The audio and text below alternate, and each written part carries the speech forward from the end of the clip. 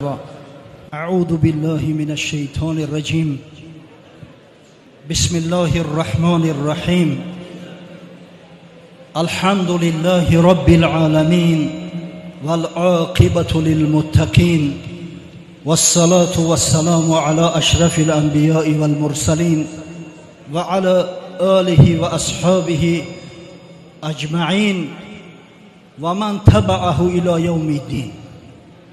اللهم لك الحمد أنت قيم السماوات والأرض ومن فيهن، ولك الحمد لك ملك السماوات والأرض ومن فيهن، ولك الحمد أنت نور السماوات والأرض، ولك الحمد أنت ملك السماوات والأرض، ولك الحمد أنت الحق ووعدك الحق ولقاؤك حق وقولك حق والجنة حق والنار حق والنبيون عليهم الصلاة والسلام حق ومحمد صلى الله عليه وسلم حق والساعة حق.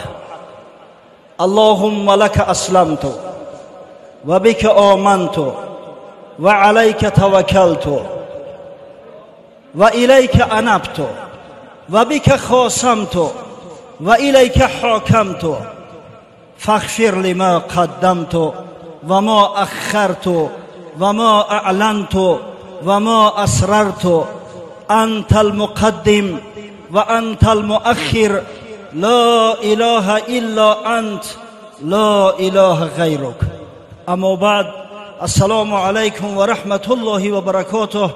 برادران عزیز گرامی من، مهمانان خانه خدا، شخصان عزتمند با آبرو و عزت که از آمدن ماه شریف رمضان بسیار خوش و خرسند گشته بودید و امروز بر رفتن ماه شریف رمضان یک غم و غصه، البته اگر چند با آمدن عید خوشنودی رم داریم، ما شما را فرا گرفته است.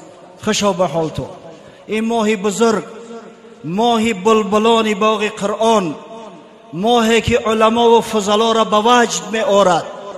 این ماه بزرگی که مسلمانای واقعی هر سال به صبرانه منتظرش می ایستند و پزمانش می شوند تا سال آینده. این ماه بزرگ عظیم در انتهای خود قرار دارد و نزدیک است که با ما و شما وداع کرده و رود.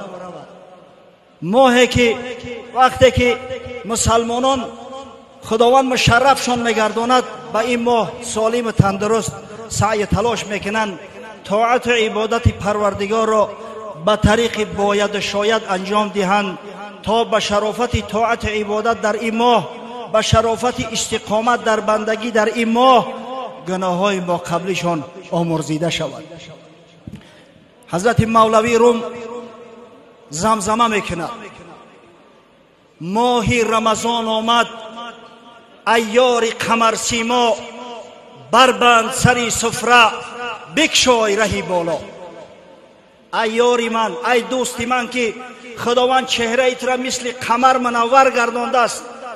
سیماهم فی وجوههم من اثر سجود.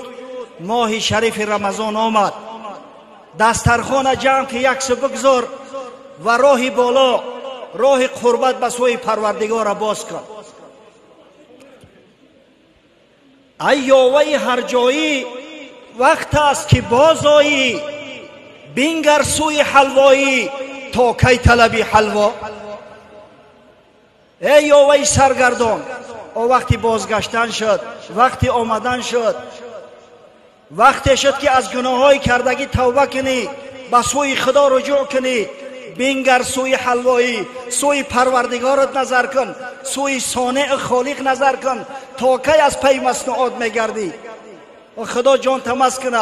همه حولا به دست آخی، حولا را آدم هم میخوره و سگ هم میخوره. تو حلوایی را نظر کن، تو صانع حلوا و صانع کائنات را نظر کن، لذت ببر.